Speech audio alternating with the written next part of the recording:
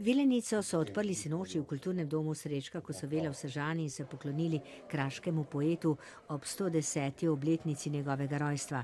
Hkrati so počastili tudi letošnjega avtorja v središču, slovenskega pisatelja iz Trsta Marka Sosiča. Avtorju več imenitnih proznih del pomeni festival trenutek kritične refleksije in povezave z drugimi in drugačnimi. Taki festivali nas delajo, verjamem, nekoliko bolj skromnejše in nekoliko manj egoistične, ne? V tem času, v katerem živimo, in to ni danes, ampak je že kar nekaj časa. Mislim, da so ta druženja, ta spoznavanja med seboj na neko neskončno bogatstvo, ampak za cel prostor je to bogatstvo, ne? Drugačnost in raznolikost se je pokazala tudi v današnji razpravi iz jezika v jezik oziroma o jezikovni izbiri in identiteti pisateljev, ki so razpeti med dve domovini.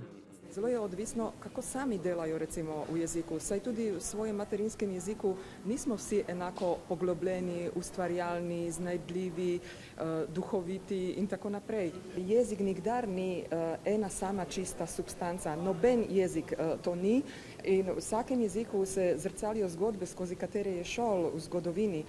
Cijelo vrijeme smo mi izloženi drugim jezicima. Bilo da se to događa zato što živimo u multilingvalnim sredinama, višejezičnim, kao što vi to znate i mi to znamo.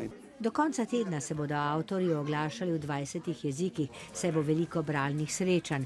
Med njimi bo žirija izbrala dobitnika Kristala Vilenice, v soboto zvečer pa bodo podelili veliko nagrado, ki jo letos prejme madžarski pisatelj László Krásna-Horkai.